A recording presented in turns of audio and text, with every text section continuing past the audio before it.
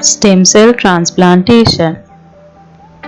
Chemotherapy and radiotherapy are the main treatment methods for cancer.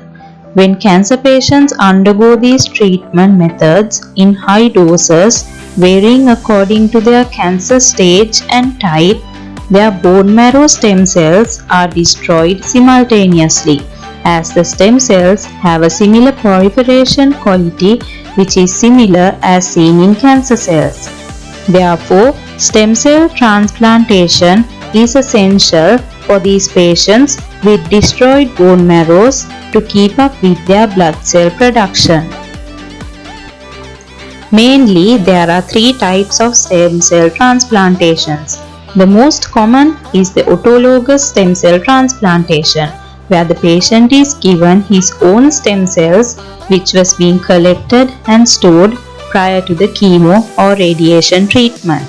The second type is the syngeneic stem cell transplantation, where the patient is given his identical twins stem cells.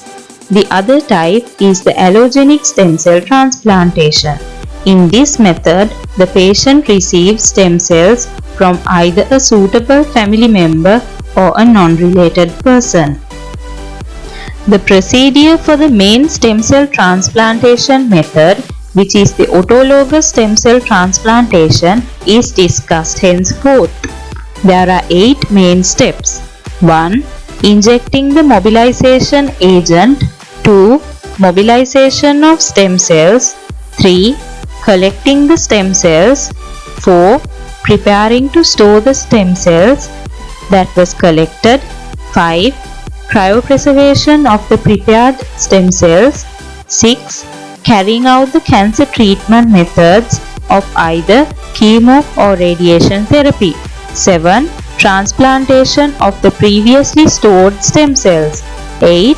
Engraftment procedure takes place, where the formation of new healthy blood cells out of the stem cells that were transplanted is being monitored and the recovery of the patient is observed. Before the stem cell collection is done, a patient evaluation procedure takes place.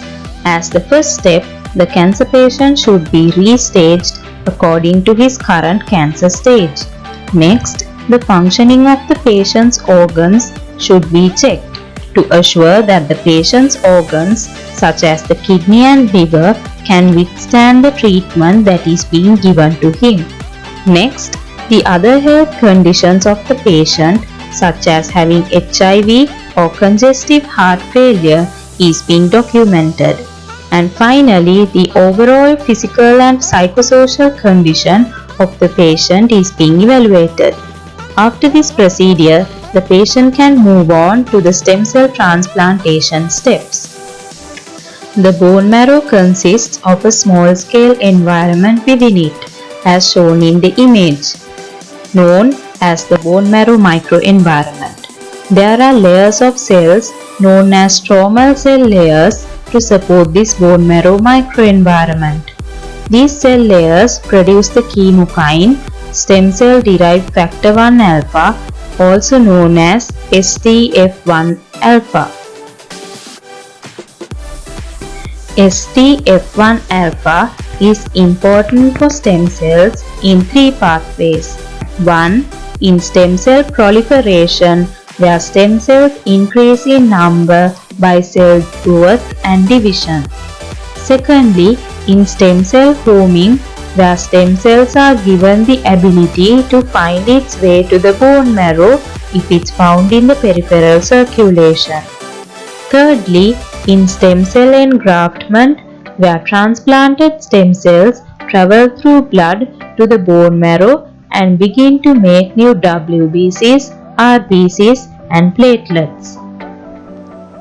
On the other hand, stem cells express a chemokine receptor known as CXCR4 for a given time.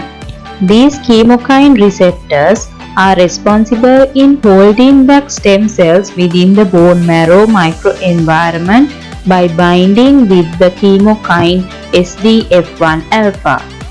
The interactions that occur between integrins, which is a type of protein, and the cell adhesion molecules also play a role in holding back stem cells within the bone marrow microenvironment.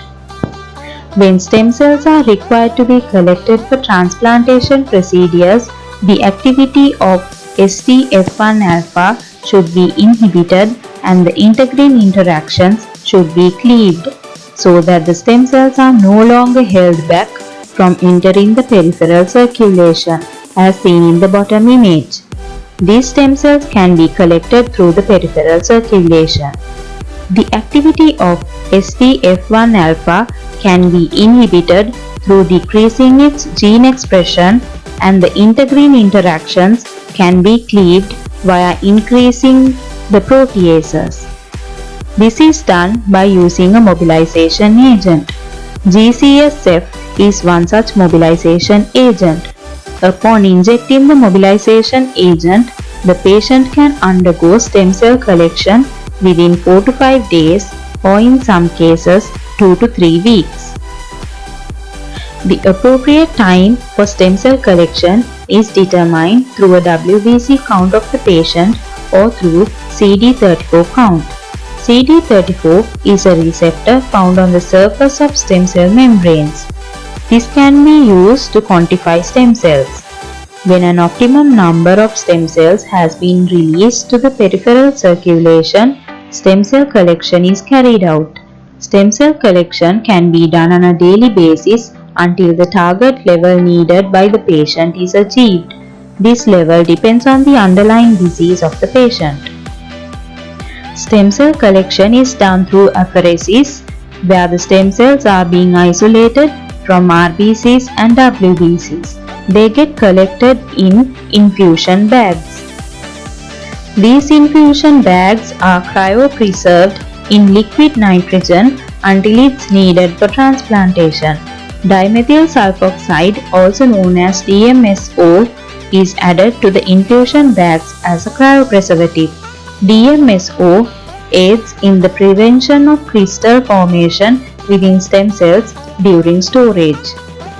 After the stem cell collection procedure, the patient can carry on with his chemo or radiation therapy treatments. Once the treatment is given, the stem cells that were stored can be given back to the patient via catheter insertion. Finally, the engraftment and the recovery of the patient should be monitored. If you are interested in my video creation, like this video, feel free to give your comment. Please subscribe us on YouTube.